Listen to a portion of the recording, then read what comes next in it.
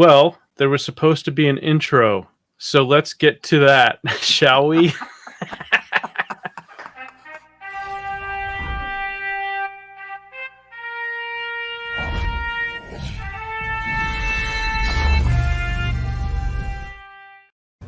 You, me, or nobody is gonna hit as hard as life.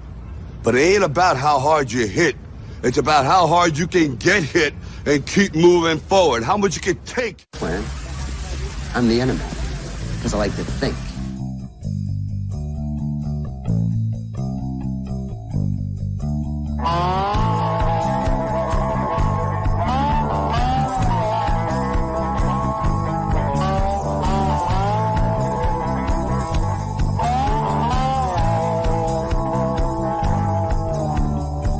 You can travel like a Bobby doll. You can hang out like a biker's mom. You fit in anywhere you go. Bring your own style just to steal the show. You shine it so well with a flow and you stare. Drink with a light, you drink your smoke on your bed. Love by all yourself, you know. You're always involved, you're the star that show.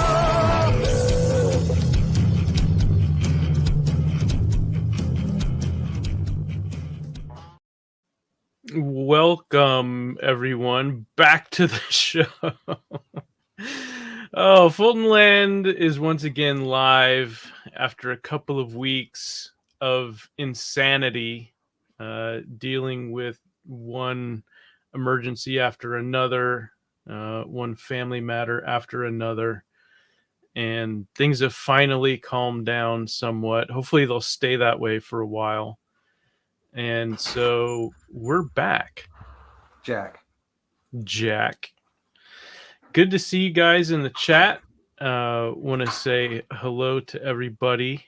Nefarious starting it off with, this is a heck of a title for an episode. Well, hope the episode lives up to the title. I think we're going to have an interesting and enjoyable conversation today. Statistical Zero says, can't make it live today, but wanted to drop in and say hello to Fultonland. Here's to you, and I'll see you on the replay. Cheers, Stat. Balliandor says, somebody's late and gay. And Bullet Ninja Haggleman says, feel the storm. It's coming. Baby. Dirt Clay, cheers to you, sir. Thanks for joining us. Oh, Russ, it's been a few weeks. Yeah. There's been a lot going on. And I was thinking, as I was trying to kind of get things buttoned down here at Fulton Castle and really trying to do a show this week, I was thinking how much had happened. And really there was an embarrassment of riches as far as topics are concerned, and campaigns that could be spotlighted and people that we could chat with, interviews we could do. And I was just kind of going through all of it, and it hit me that over the last couple of years, we have not only been part of the pushback against the total convergence of radical extremism in various entertainment media, and quite a lot of how shall we say, extraordinarily divided opinions in politics and education and just about every walk of life I can think of in the Western world. Yeah, it's everywhere. Yeah. And Phil with Zaid Comics is here. How's it going, Phil? Good to see you. How's the weather in Chicago? Windy. Yeah, windy. The old windy city. Are you guys approaching spring yet, Phil, or are you going to have winter for another 3 months? Anyway, I was just thinking about how, so for the last, let's say, decade or so, by my count, Russ, at least that's I started noticing it about a decade ago, but I thought it was gonna more or less get a little traction and then go away like so many trends Mm. do, here today, gone tomorrow type of a thing. Part of But the it natural, cycle, as it yeah, were. kind of the natural Yeah, ebbs and flows of societal trends. yeah, Um, maybe stick around for a few years, if that, and then be out mm, the door and the next thing will come in, yeah, to replace it. And instead of that happening, it just seemed to be spreading. And yeah. I think we have a natural cycle. I also think that parts of the natural cycle are absolutely required. So Mhm. tolerance. I'm going to say these words. Please don't jump down my throat. Anybody out there? Tolerance, diversity, integration. Um, general sort of um, acceptance of difference. Okay, these things are important, and the more these cycles go on, you can see it throughout the 20th century and into the 21st. The more Yeah. these cycles go on, the more bits of it, as invariably the pendulum swings one way and the next. You see Mhm. the good bits stay, or a lot of good bits stay. You get some bad bits as well, but Yeah. you see that general march of progression. And the difference with this occasion was the internet. I think the difference with this occasion um, was a whole bunch of people plugged into social media Yeah. who basically lost the ability to have a conversation and have differing points of view without screaming at each other, because all they'd ever done was tapped out like the cat in the meme Yeah. what they hated about the other person, and then turned the machine off and walked away. And in the Right. real world, you don't do that. When you talk to people in the at the water cooler, or in this is the way it used to be before social media, the water cooler, or over in the kitchen in between shifts, or at school or at college or whatever it may be. Mhm. You talk to people, you'd have differences of opinion, and then you say, yeah, okay, fair enough, we have a difference of opinion, let's get on.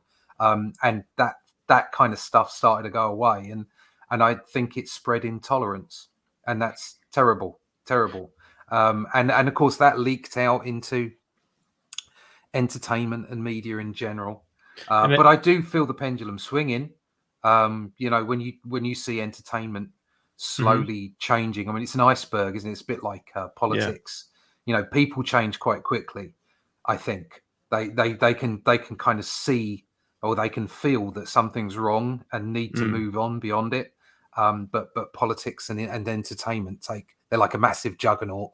They take time to Right. kind of move around.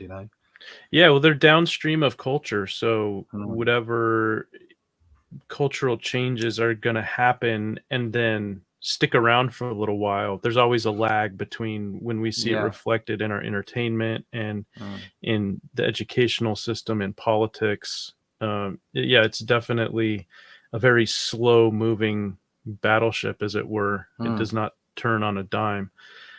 Yeah, I was talking with one of my kids just last night. They were being particularly rude and thinking that they could more or less be rude from a distance and get away with it, much like social media. Mm. And we had a very frank discussion about how that does not work and No. how you never know. You get too comfortable having that sort of attitude, and you never know what the other person is going to do when um, it's time to be confronted. And you Mm. never know who's going to step right up into your face and then Yeah. suddenly ruin your day because of how you were behaving toward them Yeah. and the disrespect you were showing them.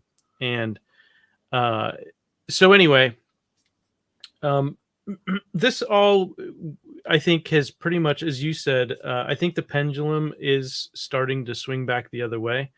I think storytelling in multimedia, um, I'm just seeing different examples here and there over the last couple of years. And I think I'm seeing a gain in momentum of um, a lot of people who consume stories through film, TV, video games, comics, novels, what have you. Even the storytelling that happens in professional sports, because every sports match there is a story being told. It's the story of competition and winning and losing and victory, defeat, and heartbreak and euphoria. In some cases, depending on the stakes and the enthusiasm of the crowd and the players and all that. And I've been seeing the last couple of years more and more of a flat out rejection of propaganda that's presented beneath a veneer of entertainment, beneath a veneer of storytelling. And I think when we look at major, like with film, for example, you have major box office flops, one after another that seem to have common themes, whether it's the all-girl Ghostbusters in 2016 or the all-girl Ocean's 11 sequel. I don't even remember what it was called. Ocean's 14 or I don't know. Nothing wrong with those things as long as the reason for them being was that they were all girl. Well, that's the thing, is that if there were compelling, interesting stories, wouldn't be a problem driving those movies, they would have been successful. Something else I've seen just recently in as a thing, a common denominator is things like the Batman, Spider-Man, the Venom films. Okay, no great shakes as far as the Venom films are concerned, right? But they were solid fun. Okay, and they weren't messing with any messages. It was just fun, and I think that's what you're seeing in the Batman. I think that's what you're seeing in the Spider-Man film. Is that it's okay. You're always going to get something. You're always going to get some messages, and do you know what? Fine. I don't have an issue with that because I've been reading comics for a long time, and occasionally writers put messages in there, and occasionally writers have things to say, but they do it in a way where you can just enjoy the entertainment and take what you want from it. That's the skill of a great writer, and I can't wait to see both those films. The Spider-Man and the Batman films, because I've heard some really good stuff about them. I've seen lots of reviews about the Batman, and some people are not so keen and other people are. And I've seen some people who I respect turn around and say, look, this looks really good. Go see it. It's not perfect, but check it out. And I think you have to give things a chance. You have to be, you must be the people that you don't want to be accused of being. Do you know what I mean? You have to be unbiased when you go and watch something. You have to be unbiased when you open a book. I spoke to Pete Smithy a little while ago, and he's done with mainstream and the mainstream characters. I'm not, okay, because I feel there's always that opportunity to do something great with them. But it doesn't matter in my view. You should always give things a chance every time just to see how things go. But definitely the common denominator in success is sound storytelling above messaging, and I think that's what we're seeing. So it's interesting that you mentioned that, because I was thinking of different examples in the recent past in different entertainment media of people who have been very unhappy with a lot of the entertainment offerings over the last several years, getting pleasantly surprised with stories that seem to be all about telling great stories and not pushing sociopolitics. And so I wanted to highlight some of these. I think sometimes people can be a little bit precious as well, because they see that maybe one thing has had just messaging put into it, like for instance the 2016 Ghostbusters movie with the all-girl group. It was panned because it was bad. Okay, I haven't seen it, so I can't tell you personally whether it was bad, but I've heard so many reviews say it was bad. And the Yeah. defense of it being bad was like a uh, it was like a knee-jerk reaction of, well, you must be bad people for saying it's bad Right. because it's an all-woman cast, and that must be why you don't like it. Instead of, oh, maybe we made a mistake. Let's do another all-woman thing, but this time let's focus on the story, not Well, on the that's sex of the actors. And yeah. then on top of that, I also see some people, because they've seen things like that happen, Mhm. then bring that to another series where they've become really hypersensitive Yeah. about certain things. So, for instance, The Witcher, I heard of quite a few people complaining about, I don't know, gender swaps and race swaps and what have you. Mm. I have not read the books. My Mhm. son has only played the games, Yeah. and we both watched the thing and absolutely loved it. Mm. So I couldn't understand what some people were bringing as far as those criticisms were concerned. So Mhm. it does come down to the way that you perceive things. Not everybody is the same. I think there should be an open conversation about stuff. So you shouldn't just be hammered for having an opinion. Okay. And that's what's most important. And what I was talking about earlier, touched on earlier, is that in the social media age, you can't have an opinion. You're just instantly, demonized for having an opinion that other people don't like, and they happen to be in the bigger group at the time. And Mhm. that's no way for public conversation to happen, and for the free engagement and swapping of ideas. But I do think it happens on both sides to a degree. Mhm. And certainly some people can become very precious about things, as you know.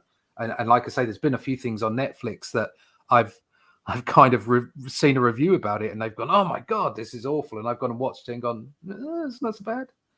Yeah. In the same It's way that I watched Venom. Okay, and let's get this straight. There was no messaging in the first Venom, as far as I was concerned. However, Mhm. there was a woman in the costume at one point in the film.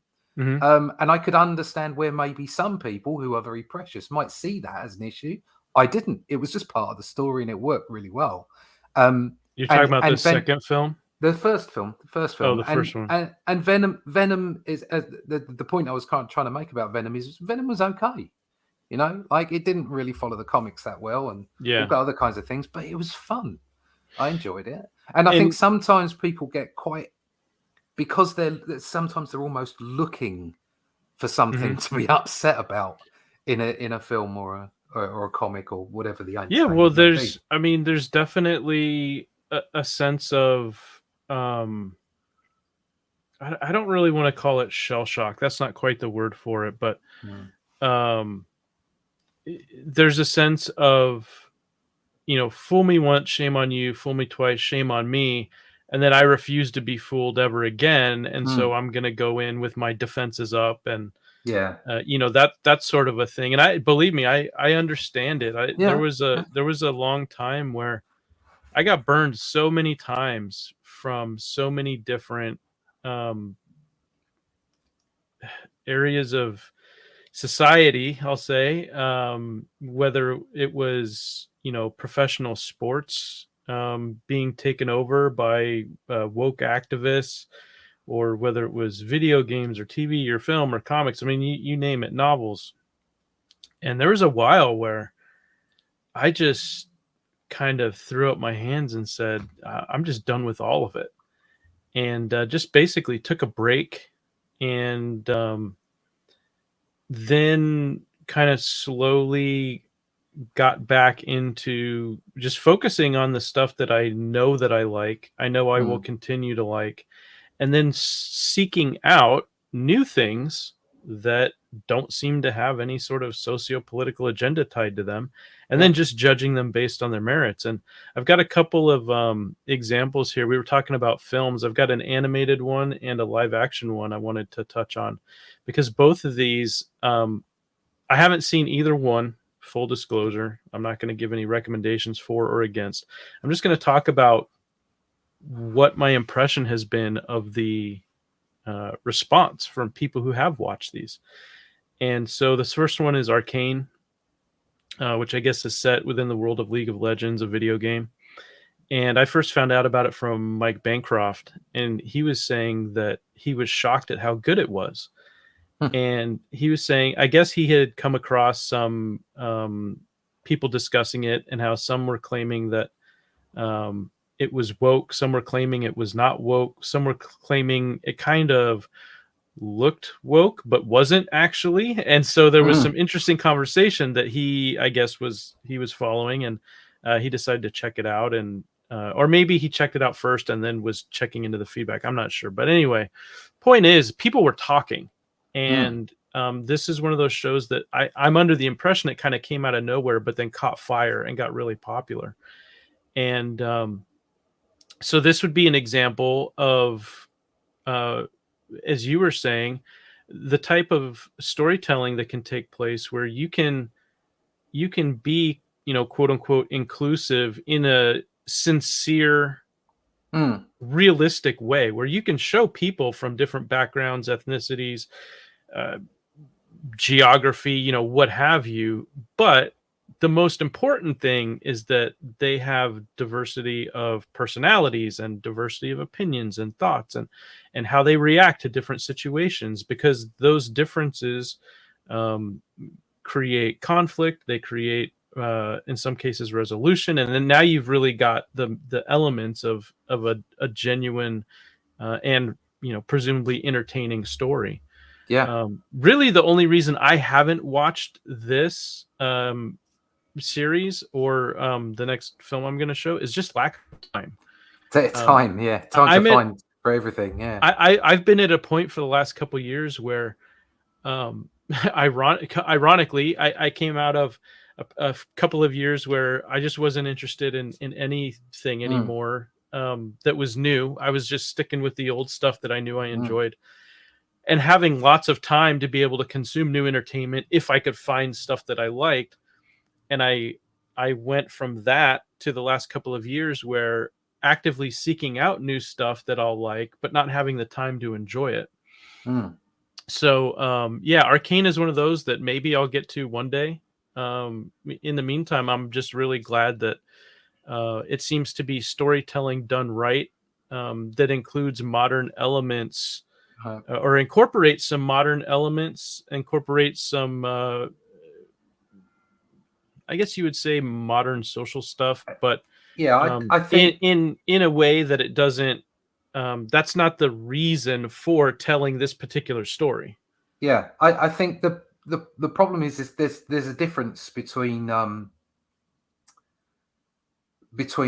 this kind of sort of woke agenda and actually making things modern and making them attractive to a younger audience. Yes, because there's no doubt that a younger audience will see the world differently to the way that we see it. Yep. And that's happened. Change is good. Change happens. It happens every generation. It's important that it happens. But it's kind of the way you do it.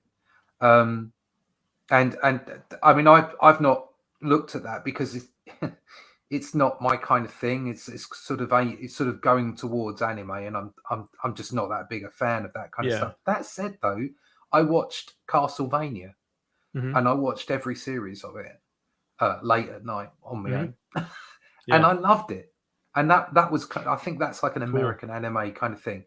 And I've never been into that mythos because it's obviously from the game and what have you. Not interested, but my son said watch it, and I watched it, and I loved it. I loved every minute of it. And I think it just goes to show that you have to open your mind and be prepared to, potentially be entertained by something that you think that you might not have been entertained by. And it's important for all of us to have a sort of a wider view of the world and of entertainment. Yeah, I mean, up next we have the Tomorrow War, which when I first saw it either. When I first saw it advertised, I thought it was just another formulaic sci-fi action film, but more or less, and I didn't think twice about it. And then I started seeing different people talking about it, discussing it, and they were saying oh, it was really good. And then other people were saying, well, it's not that it was really good, it's just that it wasn't woke. So by comparison, it seems really good. But if you compare it Mm. to films of the past, like Aliens, blah, blah, blah, blah, blah. Now, it's at that point where I was like, okay, there's really something here now, because you're able to have just normal nerd conversations over Mm. sci-fi films again, you know, Yeah, rather yeah, than that is screaming good. at each Yeah, other over representation or, yeah. you know, other stuff that really has nothing to do with fundamental storytelling elements. You know, not now you're kind of back in the comic shop having the discussions of which one is better, this title or that title, or Mm. who can beat up who, and this Superman versus Hulk, or you know, whatever. Um, and I also think that um, it showed that in, you know, and this was in 2021 when it was released. It showed that there was a real hunger for. Bullet Ninja Hageman says it was a solid film regardless. Yeah, I think there's a real hunger in the general public for solid films. They don't necessarily all have to be masterpieces, but just make it a solid, entertaining, escapist experience. Because, you know, we all know life is difficult enough uh, on its own, and if we can have a little escapist entertainment to balance it out, then that's a healthy thing, Mm. regardless of whether we actually like the Tomorrow War or not. And a whole lot of people did, to the point where even though it had a $200 million budget, apparently it's getting a sequel, and it never made it to movie theaters as far as I'm aware. It was purely a streaming Oh, movie, and that's yeah, it not what it was. was Yeah. designed to be. So, you know, there was enough there to really generate a lot of interest and a healthy profit for But the it does studio. seem like the whole the whole media landscape has changed now. There's so much more going straight to streaming, um, Hmm. films, but even more so, there's like this long form storytelling, which is coming out in sort of series. Hmm. And I actually think that's a better way of telling stories. I mean, much like comics were, bizarrely. That you went from one episode to another, and you were able to tell quite a long story without trying to pack it all into 2.5 hours. Yeah. I like that. Well, that's where you know, a story like The Witcher, I think, can only be done long Yeah, form. yeah, Whether it I, was the series of novels, or the yeah. video game series, or the TV series, which essentially has a big film budget behind it. Mm, Um, yeah, there are some stories where you're not going to be able to do it in a 2 hour format, because the times that it's been tried, those movies tend to flop. yeah, and it's exactly it's Belliandor, is it? Not all comics can be berserk. That doesn't mean they're not all, they're not great. Yeah, Yeah, exactly. Not every science fiction story is Star Wars. Not not every comic is the Batman. Or right. whatever it might be. Like there's lots and lots of variations, and you don't have to be the best to be enjoyable. You just have to be enjoyable. And because you just have to be, it just have to be enjoyable. And because there is such a demand for that basic driving force in Mm, entertainment, regardless of the medium it's presented on. yeah. I'm seeing now kind of a new trend in filmmaking and in comics. Uh, don't know about TV, because I don't follow TV production the way I used to. It's been several years, so I'm not sure if this holds true there. Um, but comics, novels, certainly there's a real movement underway with a lot of momentum behind it for independent filmmaking, comic book Mm, creation, yeah. book writing, even video games, which traditionally indie games are very, very stripped down, very Mm, basic. But there's been a real push the last several years for people who are like-minded to kind of come together and affiliate with one another and kind mm, of help each other out. And I hesitate to say collectively because of the political mm, implications, but you know, in a way, as something of a group in terms of sharing energy, sharing ideas, so on and so forth. There are storytellers now with the support of the consumers who are able to make, like medium-sized films or TV series or video games, or with us with comics, we're able to make it completely independent, but we're now able to make books that look like they could sit next to That's the the thing. big two on the shelf. Yeah, it's about And quality, isn't it? Yeah. and those of us that are, putting out stories that people are really enjoying, there's demand there for the next book, and then the next book, and then the next book. So we looked at a big budget animated Netflix series, TV, and then we looked at a big budget film that was intended to go to the theaters but didn't make it because of the pandemic, and so it was released on streaming only, as far as I'm aware, and was very successful. And now I've got an example here of a film called Terror on the Prairie, which was produced through the Daily Wire, whatever their film studio affiliate is. I don't even know, actually. The Daily Wire. The Daily Wire. The Daily Wire is so. The Daily Wire is, if I understand it correctly, because I did not do a deep dive on it. It was essentially a political blog in origin. Right. From the right side of the aisle, right? So conservative creators, I believe, but they kind of expanded into different things. And one of the things that was kind of an outgrowth of their success was they wanted to be involved with filmmaking for people who just want escapist entertainment, that don't want quotas for who you're allowed to hire, who you're not allowed to hire, what they have to look like, what they can't look like, but just people who want to make good films, just tell good stories. And so here we've got Gina Carano, who was on the biggest show of the last couple of years with The Mandalorian. She was in season 1. She gets canceled and fired from Disney under extremely suspect circumstances, in my opinion. Shout out to Cara Dune, who's over my shoulder. And so she is going a different route now. She's going the independent route to get her films made, to get her work on the screen.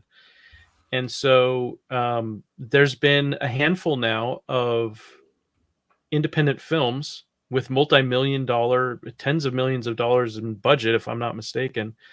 And they're kind of going the Blumhouse route, where Blumhouse is very successful, starting out with lower budget horror films that just appealed to a wide audience. And each one was profitable enough that they were able to reinvest that money back into the studio and make films with bigger and bigger budgets, but always story focused, always customer focused. I haven't seen most of those films. The one I do remember seeing was Paranormal Activity. And that movie was made for,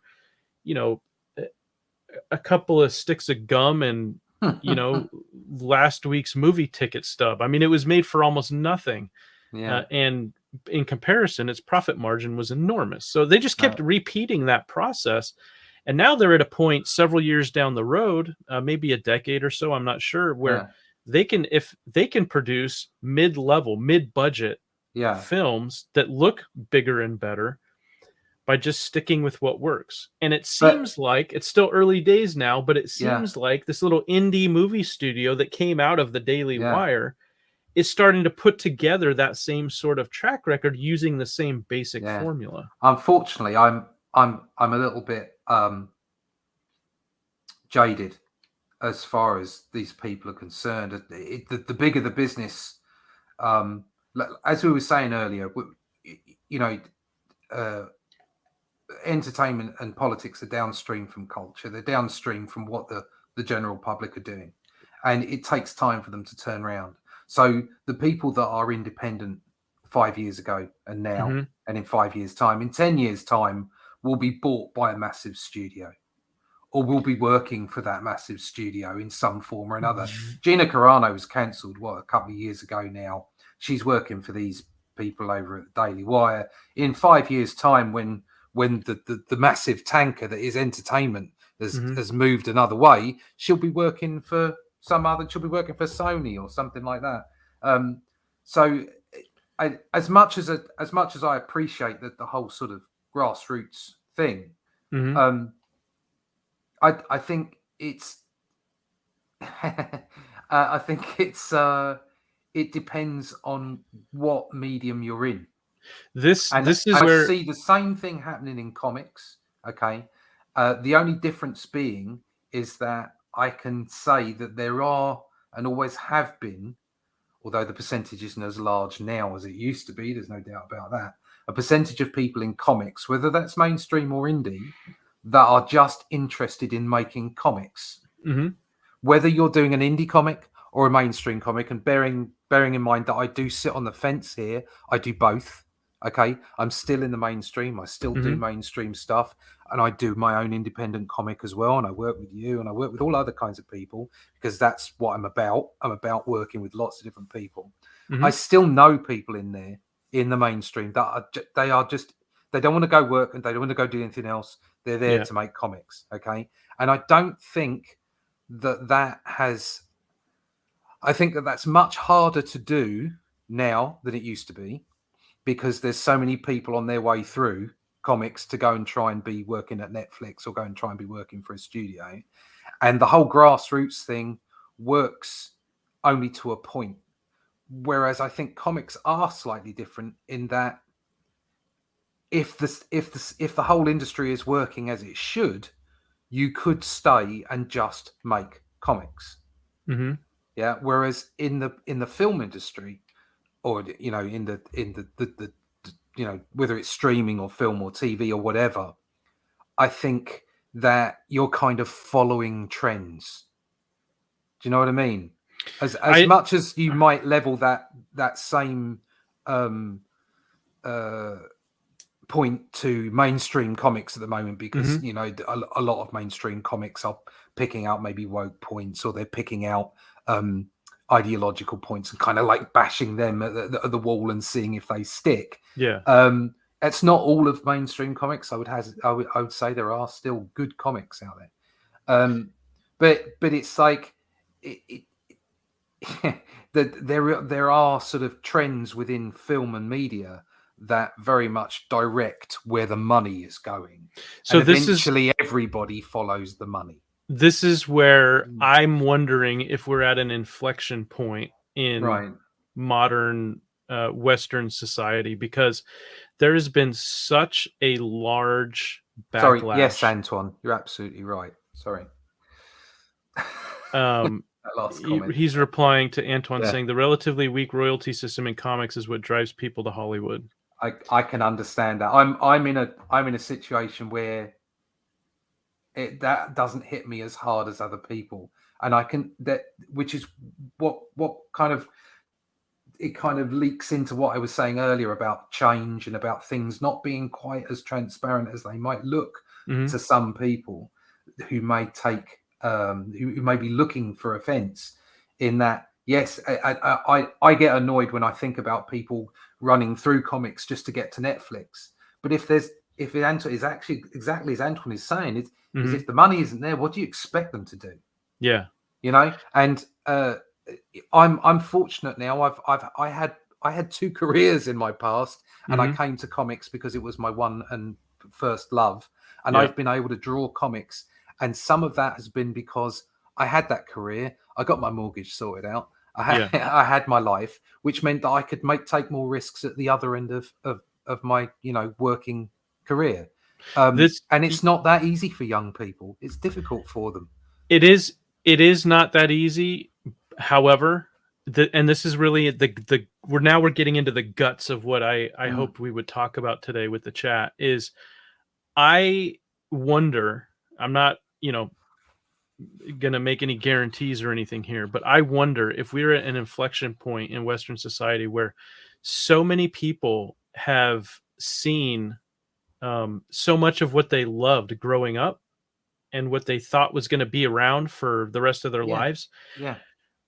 basically taken away from them forcibly. And whether you want to talk about individual liberties, or you want to talk about entertainment franchises, or you want to talk about their favorite sports teams or whatever, it's happened to such a large degree over the last decade or so that I wonder if there is now such a backlash against it that people are essentially saying we have to fight for the things that we love, and we can't stop fighting for the things that we love, because if we stop, then someone else is going to come along and take them away from us, and we might not be able to get them back. Now, at the same time, I'm seeing, and I'm part of a group of people who are doing it with Comicsgate, but there are many groups and many different entertainment media venues that are doing the same thing, who are basically saying, okay, we, independent of the corporate machine, quote unquote, are going to take back the things that we love. We're going to produce new content. We're going to continue producing new content,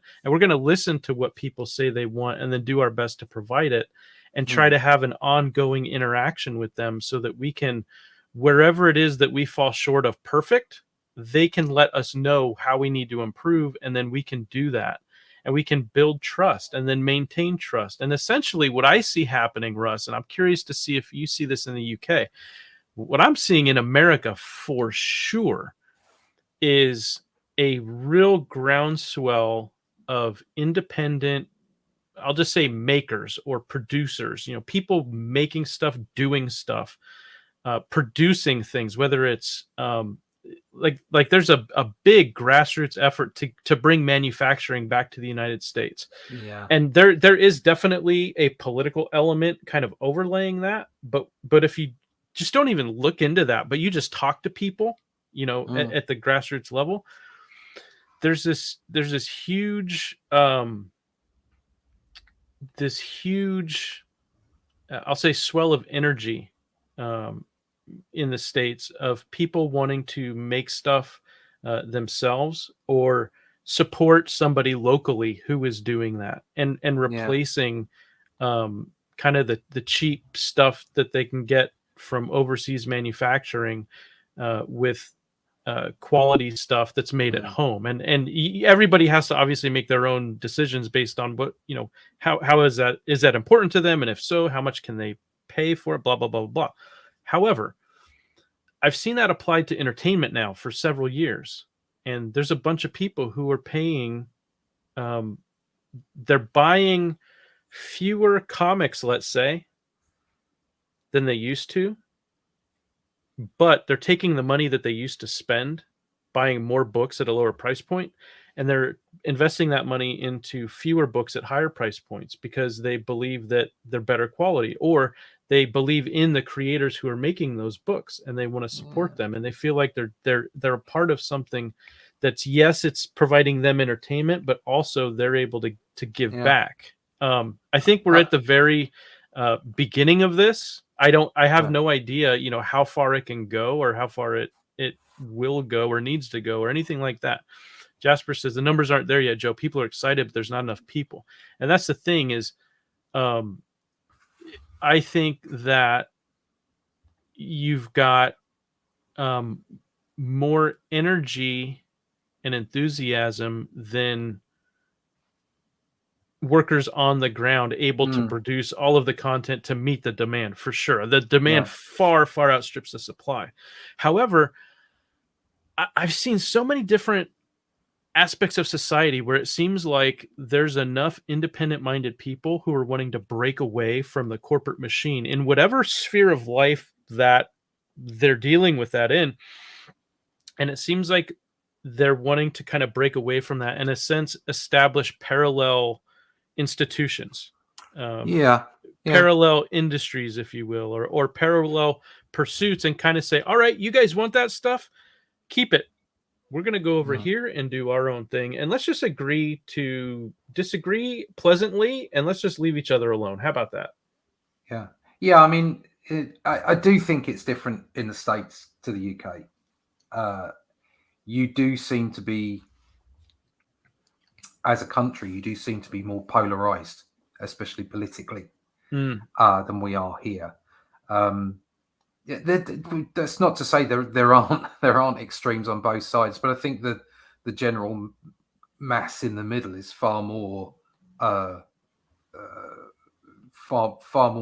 level, as it were. They're not to extremes. I think if you ask most people, what would you say about buying things locally and having local creators or local manufacturing? Most people would say, yeah. But at the end of the day, Amazon's cheap. Yeah. And that's the trouble, is that we're all in this kind of net where it's about what we can get for our money, and none of us have got enough. So it makes those decision-making processes far harder. However, I do think that the corporate mindset, which has engulfed entertainment in general, I think that has put people off to a degree, because I mean, all you need to do is look at filmmaking and the way that filmmaking used to be about the art, and now it's how much money can a film make. When it goes out, pretty much all the information you hear about films is how well did it do on its opening weekend, rather than is this a good movie? Was this done with passion? Was this done with art, with creativity? And that seems to have been lost somewhat due to the fact that the execs are in charge nowadays. And creative people in all of the industries, whether it's comics or filmmaking or TV or whatever, the creatives are doing their best to make the best that they can within that environment.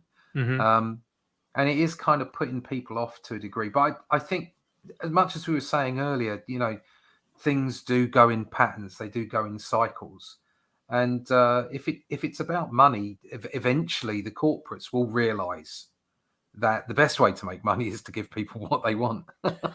Yeah, that's the thing, is how dependent are they on money coming in from directly from consumers versus from other sources. And I think that's part of what's driving these new efforts to satisfy customer demand, independent of the corporate machine and in whatever entertainment medium they're working in. There's this game you may have heard of called Elden Ring. Oh yeah, my son's got hold of it. Yeah. So I've been seeing and hearing about this all over the place, and I have not played video games for several years, and that was following several decades of playing them. I mean, the first game I ever played was Pong, and I played it on the first game essentially, and I played it on a black and white TV, and then all the way up through into 2018. And then that's when I stopped, because it was one of the things I had to give up in order to free up time to make comics. And so I thought this was interesting, not only because it's wildly successful, but it's being wildly successful at a time where the Game of Thrones TV series was a global phenomenon as far as entertainment goes, until it crashed and burned at the end. And a whole lot of customers were really unhappy about it. And then you've got this Amazon Rings of Power series that Amazon is creating. It's the biggest budget TV production in the history of the world. And early feedback has been awful on what little they've been showing in like teaser trailers and so on. And so this, I thought it was interesting how you have a video game now that's presented in a very similar style to Lord of the Rings, to Game of Thrones, so on and so on. And it's taking the video game world by storm. And I've seen some of the feedback where the players are like, this is what game companies should be getting back to. Yeah, This is the kind apparently of stuff so. that Yeah. we will play and feed a whole lot of money into it. My son absolutely loves this. He said it's fantastic. I mean, I noped out of video games when anything larger than Halo was open world, and I'm not in. I can't be doing with that. Yeah. I don't want to, roll around for ages trying to find things to do. Just point and click, or fire at something, or race something, and that's me done. But that may be the fact that I have very little patience. I thought this was an yeah, interesting blurb here. I'm not going to go into the whole review, but this was from March 9th, and it said, what an amazing, yeah. It said Elden Ring is a perfect masterpiece and an unapologetically creative and honest experience crafted by two masters unmarred by wokeness. It's almost as though this person believes that wokeness destroys creativity and honesty. But it's one of the it's one of those things where, again, regardless of the medium, I think if people are given compelling stories that are immersive, that allow them to escape from the difficulties of real life for a little while, and the product is well made, then the creators are probably going to get rewarded for it. And the more that they continue to try to meet those customer demands and do it honestly and creatively, and I don't think it really matters which entertainment medium they're in, as long as the storytelling is honest and is genuinely for the consumer of those stories. Then I think that the financial rewards will come, and if there's any sort of like corporate backing to the creatives who are making those stories, then they should be happy with the financial rewards that they would get in return. But they have to be able to kind of have a hands-off approach and let the storytellers tell the stories, and not be like a Bob Iger or Bob Chapek saying, well, I have to personally approve whether this movie goes forward and who gets cast. And I have to personally sign off.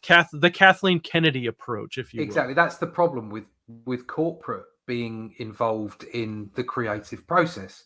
They have to trust their creatives to make the best stuff that will entertain people, and let them get on with it, no matter what. You can't put you can't put a checklist of any kind.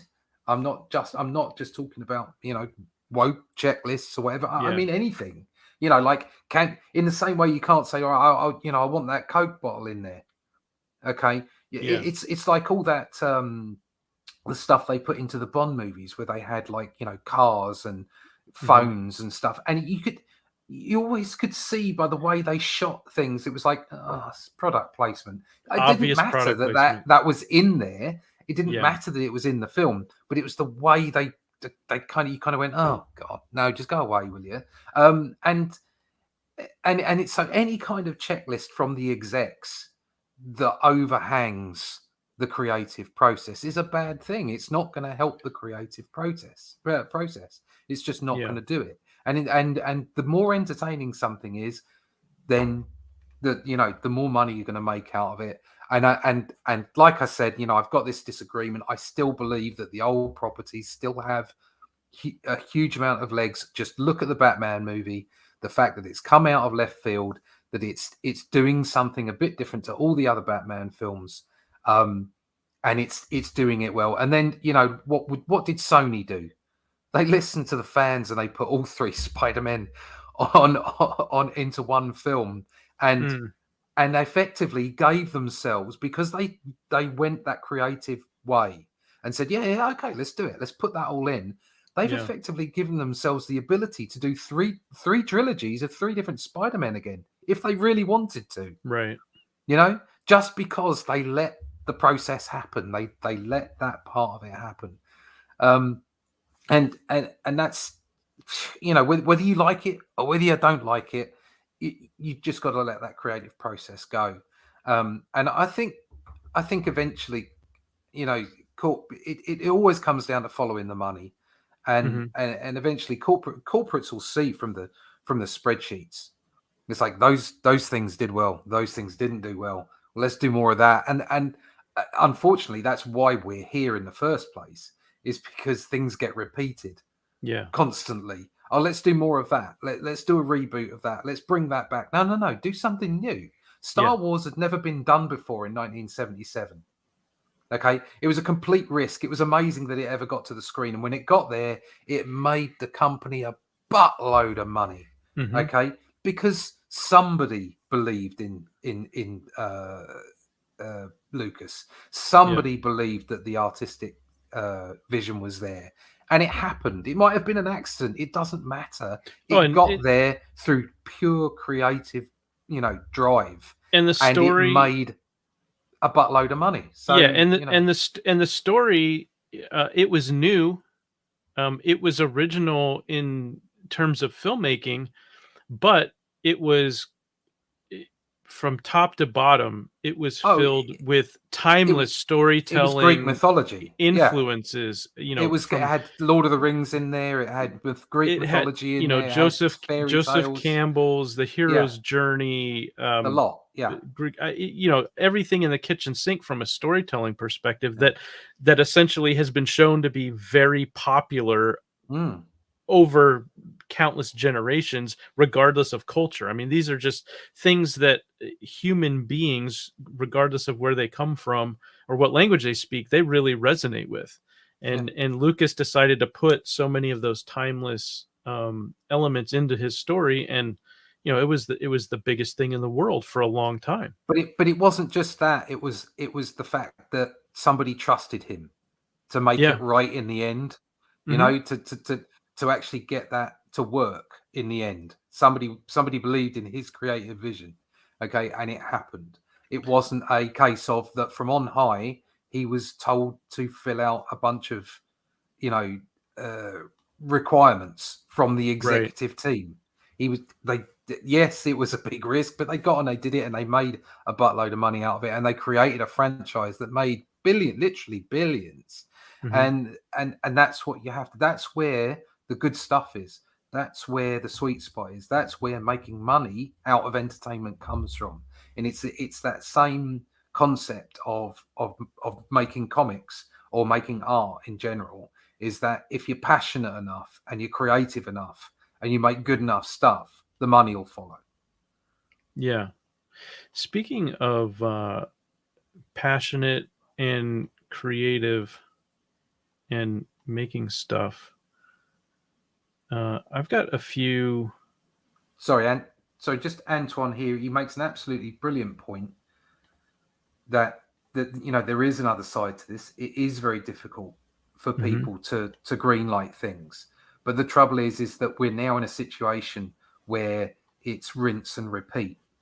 And actually, the things that seem to have, I mean, there's this expression: you'll never get fired for hiring IBM.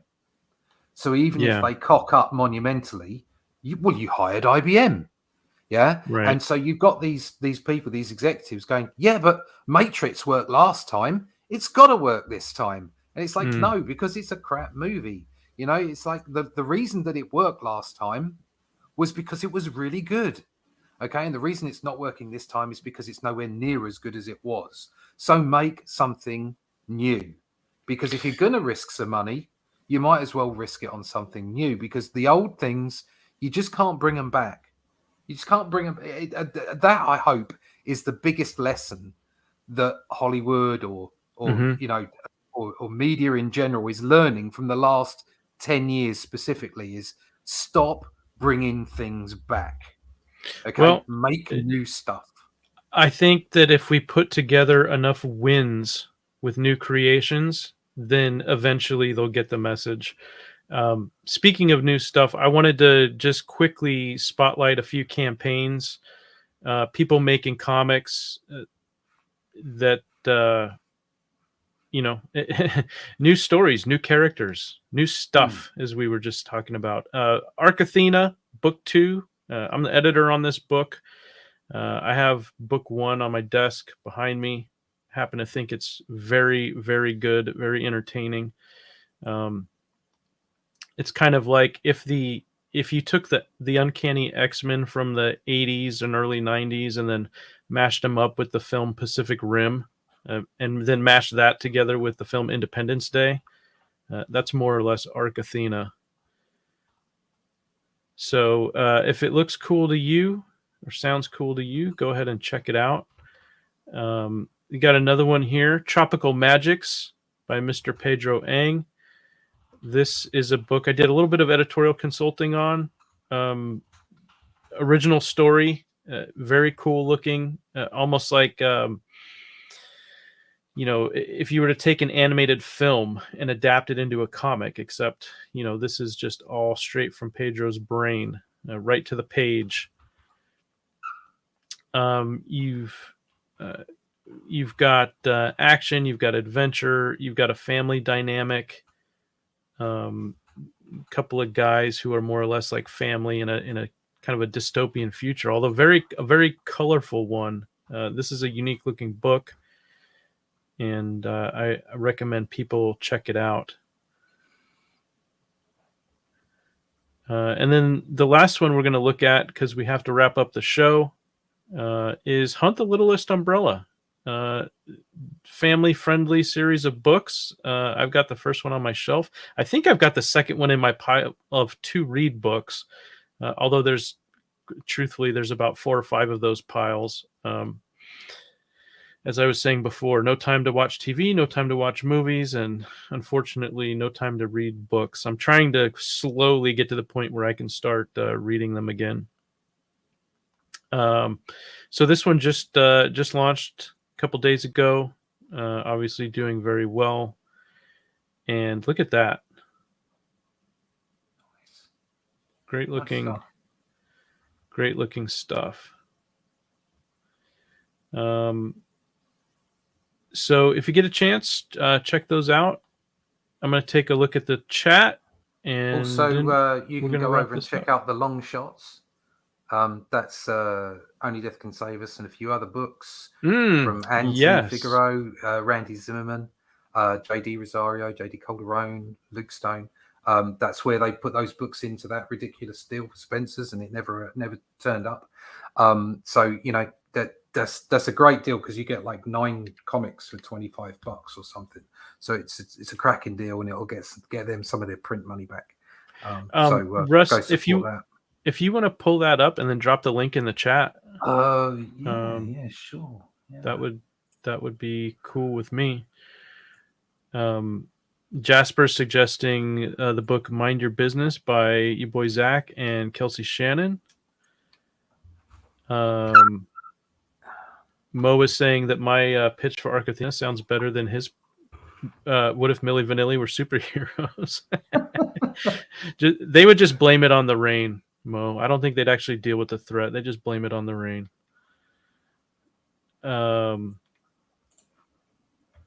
Antoine is saying the cover on that Umbrella Guy's book, it's incredible. Yeah, I was blown away when I saw it.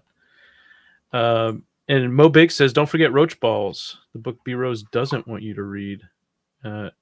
Yeah, I was trying to go through and pick just a few, but there's so many that are available now. It's kind of crazy. The Only Death Can Save Us book 2 will be closing down very soon. I'm not going to leave it up for much longer, and then there will be some news about where book 3 will be coming from. Okay, I'm going to post the link to the long shots in the chat. Yeah, I've already done that. Yeah. Okay, great. Thanks. Yeah. I was running a little behind. Jasper's saying that Mind Your Business is a 7-day campaign. Alrighty then. Hey, Darren. Thanks for joining. We're just about to wrap up the show. And Antoine apparently wants to live in Russ's cellar. So there you go.